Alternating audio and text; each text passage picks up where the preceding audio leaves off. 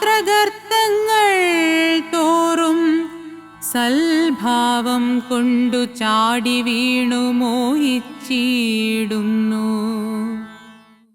ശാസ്ത്രം ഒരു ഗർത്തമാണ്, അതൊരു മോഹവലയമാണെന്ന് എഴുത്തച്ഛൻ്റെ വളരെ കൗതുകമുണർത്തുന്ന താത്വികമായൊരു വാദമാണ്.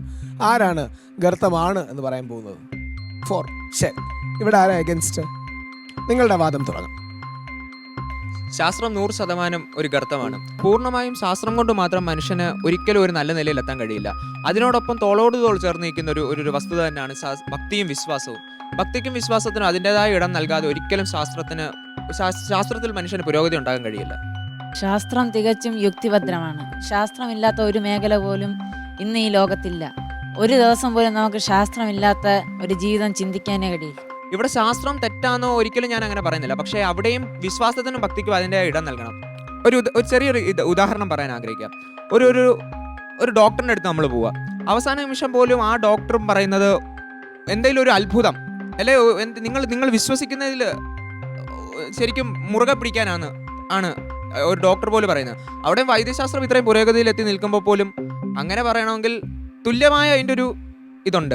ശാസ്ത്രമൊക്കെ നല്ലതാണ്, യുക്തിചിന്ത നല്ലതാണ്, പക്ഷെ നമുക്ക് അപ്പുറമുള്ള ഒരു ശക്തിവിശേഷത്തിന്റെ അനുഗ്രഹവും ചൈതന്യവും വേണ്ടെന്നാണോ? ഭക്തി ശാസ്ത്രത്തിന്റെ ഒപ്പം നിൽക്കുന്നില്ല. അത് സത്യമല്ലേ? ശാസ്ത്രമല്ലേ കൂടിയത്, ശാസ്ത്രമല്ലേ മെച്ചം? ഭക്തിയൊക്കെ ഇങ്ങനെ മാറിക്കൊണ്ടിരിക്കില്ലേ? പക്ഷെ ശാസ്ത്രമാണ് സത്യം.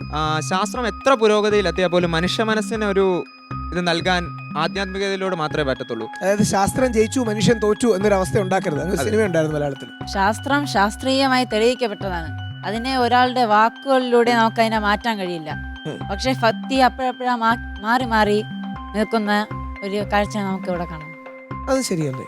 ഇവിടെ ശാസ്ത്രം പുരോഗതിയിൽ എത്തി നിൽക്കുന്നു, പക്ഷേ മനുഷ്യ മനസ്സുകളെ അടുപ്പിക്കാൻ ആധ്യാത്മികതയിലൂടെയും ഭക്തിയിലൂടെയും സാധിക്കുന്നുള്ളൂ. കാരണം വേറൊരു ഉദാഹരണമാണ് ഹിരോഷിമ നാഗസാക്കി. ശാസ്ത്രത്തിന്റെ എന്താ പറയണ്ടേ, ശാസ്ത്രം അവിടെ വിജയിച്ചതാ. അവിടെ നടക്കുന്ന ശാസ്ത്രത്തിന്റെ പ്രക്രിയയാ. അത് വേണ്ട രീതിയിൽ എങ്ങനെ പ്രയോജനപ്പെടുത്തണമെന്ന്. അവിടെ ശാസ്ത്രം ജയിച്ചു, പക്ഷെ 6 ലക്ഷം 10 ലക്ഷം ആൾക്കാർ കൊല്ലപ്പെട്ടു. തീർച്ചയായും അത് ശാസ്ത്രം അങ്ങനെ വിചാരിച്ചിട്ടല്ലല്ലോ ചെയ്തത്. ശാസ്ത്രത്തിന്റെ തെറ്റായ ഒരു ഉപയോഗമാണ്. ശാസ്ത്രത്തിന് മെരിറ്റും ഉണ്ട് ഡീമെരിറ്റും ഉണ്ട്. ശരി. അപ്പം നല്ല രീതിയിലുള്ള ഒരു സയൻസ് വേഴ്സസ് ഫെയ്ത്ത് ഒരർത്ഥത്തിൽ നമ്മളത് ചെയ്യുകയുണ്ടായി. നമുക്ക് അടുത്ത നോക്കാം. നമുക്ക് വാദഗതിയിൽ തുടങ്ങാം. വിശ്വാസം പൂർണ്ണമായി യുക്തിഭദ്രം തന്നെയാണ്. ഒരിക്കലും ശാസ്ത്രം കൊണ്ട് വിശ്വാസത്തെ തകർക്കാൻ കഴിയില്ല. ശാസ്ത്രം കൊണ്ട് വിശ്വാസത്തെ തകർക്കാൻ കഴിയില്ല. നമ്മുടെ പൈതൃകം പരിശോധിച്ച് നോക്കുകയാണെങ്കിൽ നമ്മുടെ പൂർവികരായിട്ടുള്ള അനേകം ഋഷിവര്യന്മാരുണ്ടായിരുന്നു.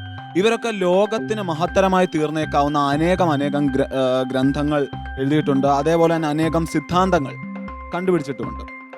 പക്ഷേ ഇവയിൽ മിക്കതും ലോകം അറിയാതെ പോയി.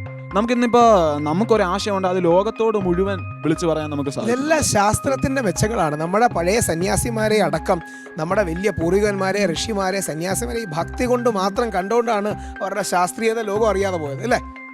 പക്ഷെ അവിടെ ഭക്തിയാണ് പ്രധാന സ്ഥാനം വഹിക്കുന്നത്. ഒരിക്കലും അവിടെ അവർക്ക് വിശ്വാസം ഇല്ലായിരുന്നു എങ്കിൽ അവർക്കത് ചെയ്യാൻ കഴിയത്തില്ലായിരുന്നു. ഈ സന്യാസി ആയതുകൊണ്ടല്ലേ അദ്ദേഹത്തിന് കണ്ടെത്താൻ കഴിഞ്ഞത്. ഈ ദീർഘദർശിയായത് അദ്ദേഹത്തിന് ആത്മീയതയും ഭക്തിയും വിശ്വാസവും ഉള്ളതുകൊണ്ടല്ലേ. അപ്പൊ അതിനെ എങ്ങനെ നിങ്ങൾക്ക് ഡിനൈ ചെയ്യാൻ കഴിയും? നമുക്കറിയാം, ശാസ്ത്രം നമുക്ക് ചുറ്റും ഒരു പക്ഷേ നോക്കിയാൽ നമുക്ക് ഏറ്റവും ആദ്യം കണ്ടെത്താൻ കഴിയുന്നു ശാസ്ത്രം. ഇപ്പൊ തന്നെ നമുക്ക് ചുറ്റും നോക്കിയാൽ ശാസ്ത്രത്തിന്റെ ഒരു വിശാലമായ കലവറ നമുക്ക് കാണാൻ സാധിക്കുന്നുണ്ട്. ശാസ്ത്രത്തിന്റെ എല്ലാ ഉന്നതികളുടെയും അടിസ്ഥാനം എന്നത് വിശ്വാസം തന്നെയാണ്. ഒരിക്കലും ശാസ്ത്രത്തെ കൊണ്ട് വിശ്വാസത്തെ തകർക്കാൻ കഴിയത്തില്ല. ആൽബർട്ട് ഐൻസ്റ്റീൻ നിരീശ്വരവാദി ആയിരുന്നില്ലല്ലോ, അദ്ദേഹം ഏറ്റവും വലിയ ശാസ്ത്രജ്ഞനായില്ലേ? എങ്ങനെ അതിന് മറുപടി പറയും? തീർച്ചയായും ആൽബർട്ട് ഐൻസ്റ്റീൻ, അത് അദ്ദേഹത്തിന്റെ വിശ്വാസം. ഞാൻ പറഞ്ഞോട്ടെ, ഇപ്പോ ആ വിശ്വാസത്തെയാണ് ഇവർ ഊന്നി പറയുന്നത്. അതെ, ഇപ്പോ ഇതിനു മുമ്പ് എൻ്റെ സുഹൃത്തായ ഹരികൃഷ്ണൻ പറഞ്ഞു ഇപ്പോൾ ഹിരോഷിമ നാഗസാക്കി ആ വിഷയത്തെ പറ്റി.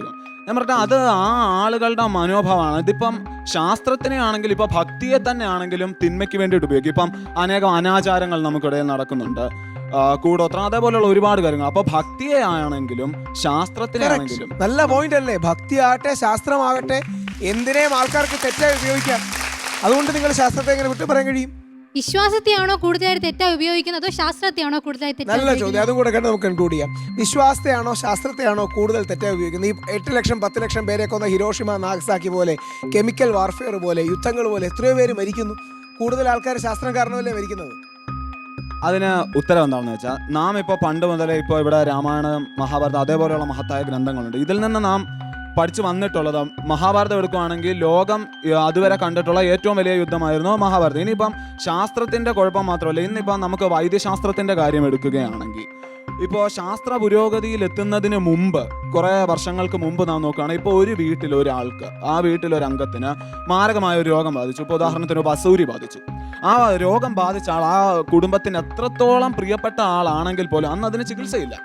അപ്പോൾ എത്രത്തോളം പ്രിയപ്പെട്ട ആളാണെങ്കിൽ പോലും ആ ആളെ നിഷ്കരുണം വീടടക്കം കത്തിച്ച് കളയുമായിരുന്നു ചെയ്തിരുന്നത്. അന്നത്തെ ആൾക്കാർ ഭക്തിക്കും വിശ്വാസത്തിനും പ്രാധാന്യം കൊടുത്തായിരുന്നു ജീവിച്ചിരുന്നത്.